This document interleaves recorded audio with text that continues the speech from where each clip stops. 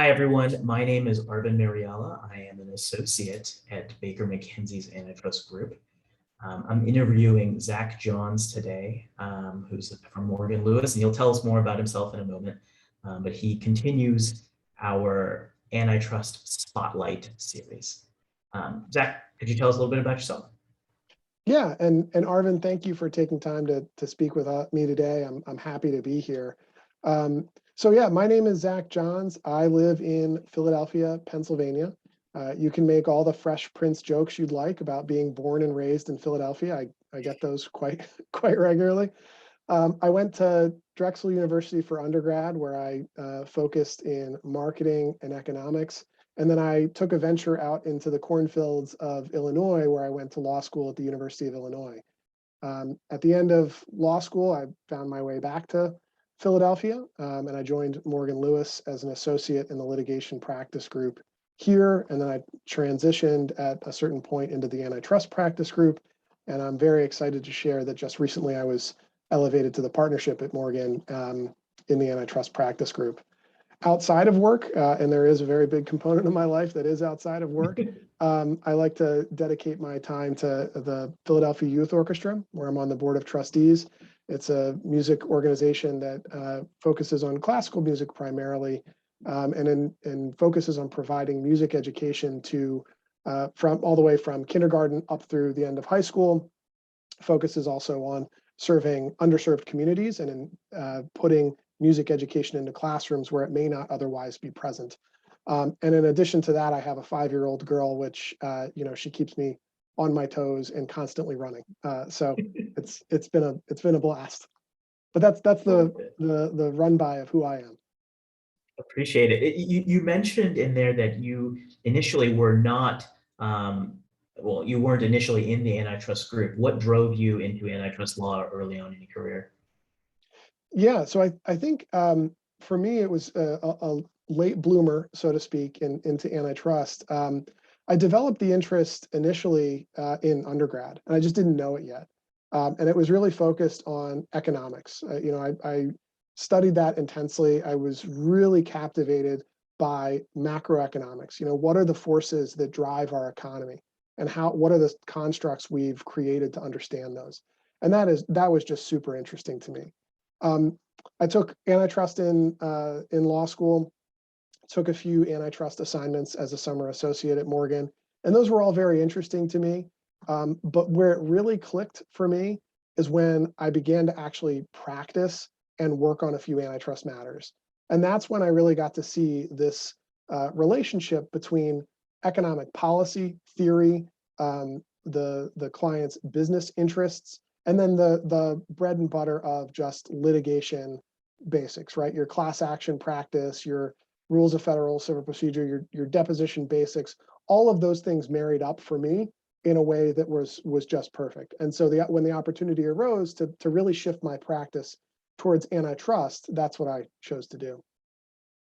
So is it fair to say that your practice is more focused on litigation versus maybe the more transactional aspects? Yeah, and that's a good distinction. Antitrust also opens the door to having multiple sides of it. I think of it as sort of a 3-component practice. You have litigation, you have counseling, and then you have transactional work. And my practice primarily is on the litigation and counseling end of the antitrust practice spectrum, if you will. Can you walk us through maybe what a normal day looks like for you? Sure. So normal is a tough word in today's Well, COVID. not just for you, for all of us, right? Yeah, for sure. So my practice here at Morgan is national, and I focus on representing clients in the life sciences, healthcare, and agricultural commodity spaces.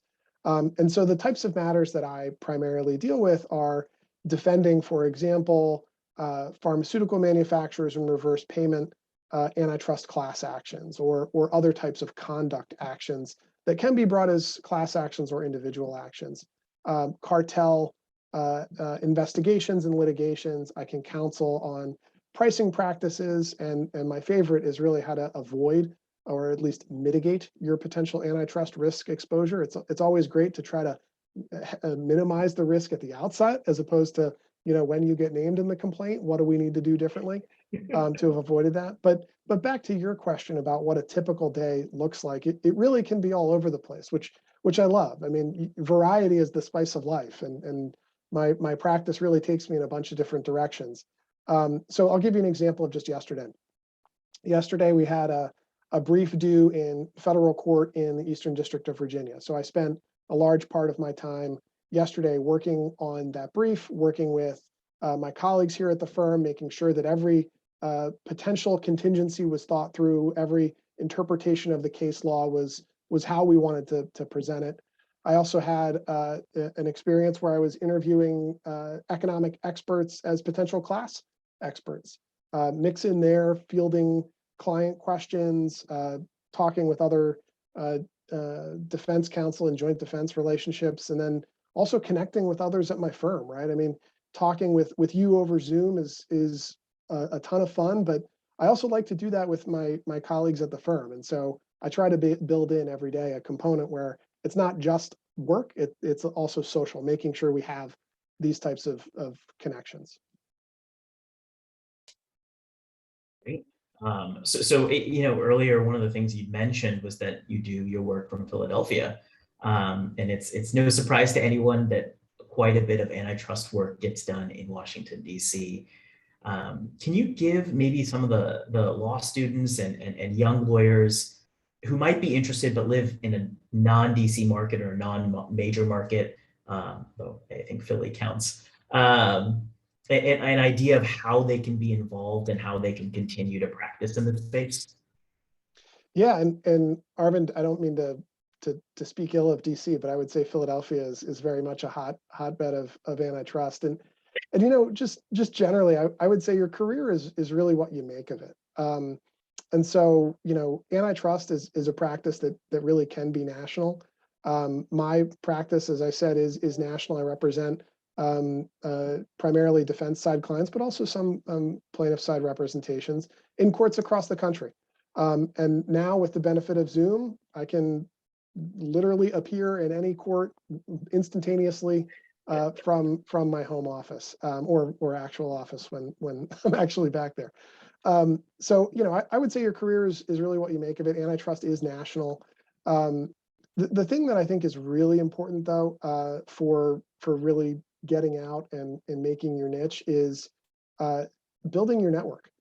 Talking with others who do the things you do, even if they're not where you sit, will help to build your network. So if you sit in St. Louis, for example, you can still have an antitrust practice. It's not like antitrust just occurs on the coasts of the country, right? So I don't mean to pick on St. Louis, Arvin. I know you're from there, so that's why I'm doing that. But I'm from Kansas City.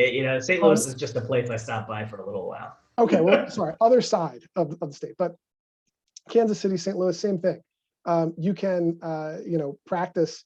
There are antitrust issues in those markets, right? There's antitrust counseling that needs to occur in those markets. There are businesses in those markets that want to combine, grow, do X number of things that require reporting to the antitrust enforcers. I wouldn't, if there's one message to folks who are not in DC or New York for transactional matters for that matter, it would be that geography doesn't need to define you, and if you're not sitting in one of those markets, antitrust can still be for you.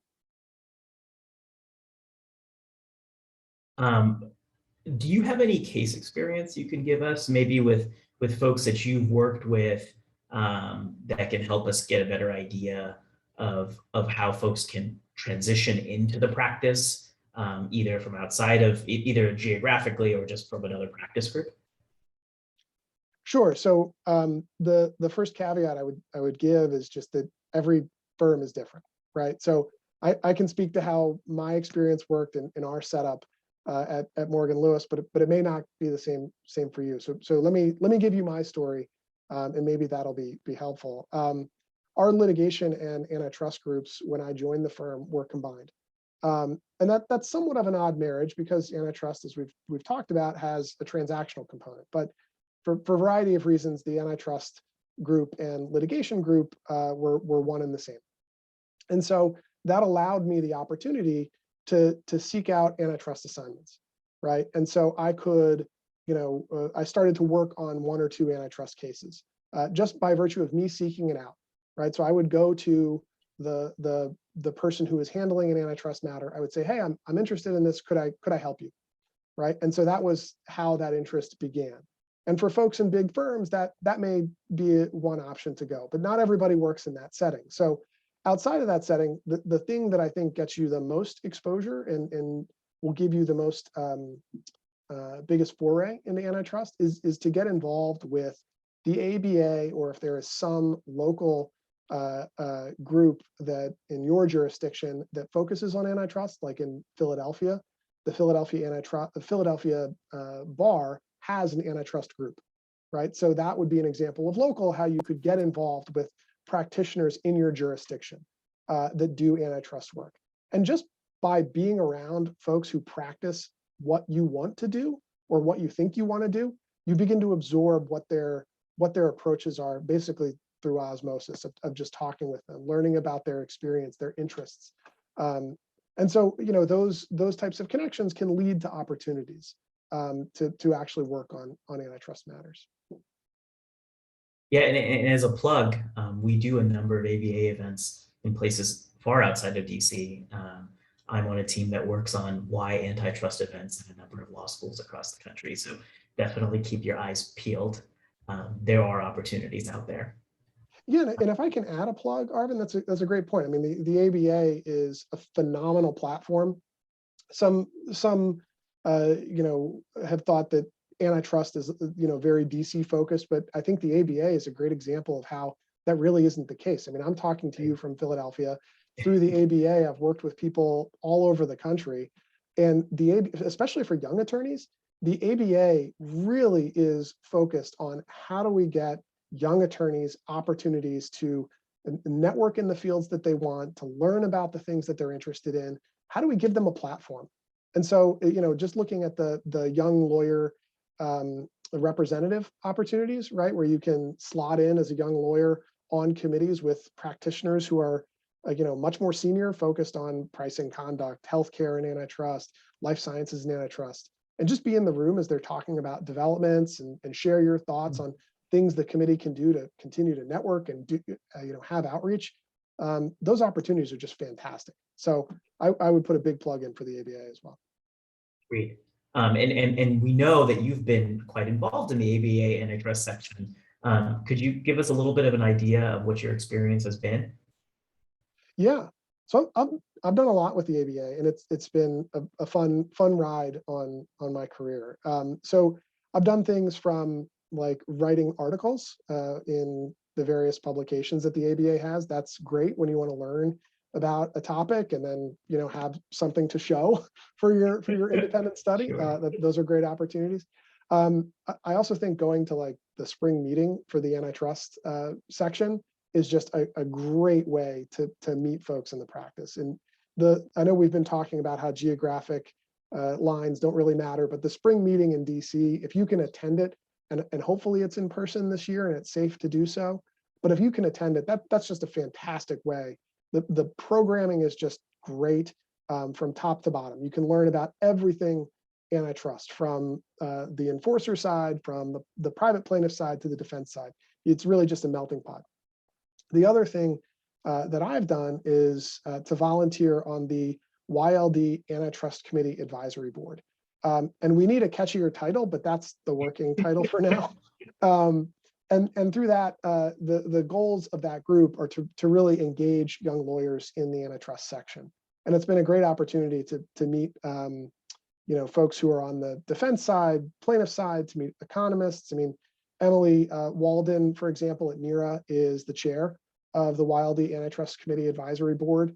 And that's a great example of how you would meet an economist who you may actually find there's a way to work together at some point down the road. And there are things that Emily can teach me about econometric analysis that I would simply just be beyond my independent study knowledge. So it's been a great way to meet people and get to know the law and issues better. And I know that you've sort of you've been the head of a very specific initiative called the Learn and Mingle initiative. Can you tell us a little bit more about what that is? Sure. So in the vein of giving young lawyers a platform and an opportunity to speak and network with one another, the Learn and Mingle program tries to do both. So there's two components to the program. The first half of the program is a panel that will speak about a given topic in antitrust, about what type of issues are going on, what the interests are, what the trends are.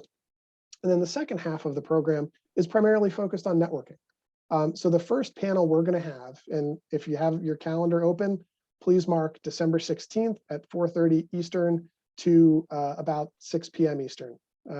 The panel in that session will be talking about healthcare and antitrust. And so we'll be looking, the panel will be looking at what are some of the issues in transactional and litigation that affect healthcare providers. After that panel, we'll then pivot to a networking portion. This will all be virtual and will be on the ABA's REMO program, which if you haven't been on it yet, it's pretty cool. It's like you go into a virtual event space, you're seated at a table, and then there'll be, during the networking portion, the tables will be mixed up, right? So you're gonna get a chance to cycle through and meet everybody in the room. And hopefully at the end of that, you'll walk away with knowing a few more names and hopefully a few more connections that you are able to connect with after the program. Wonderful. And I didn't really know much about it until now, so I'll look forward to joining. I hope to see you there. Yeah. Also, I don't really have any more questions to ask. Is there any sage advice you'd like to leave some of the young lawyers and the section members before we close this up? You know, sage advice is stretching it, but I would just echo a point that I made earlier, which is, your career is really what you make of it. And so whatever your interest is, go find it. The law allows you to jump into a bunch of different sectors of our economy.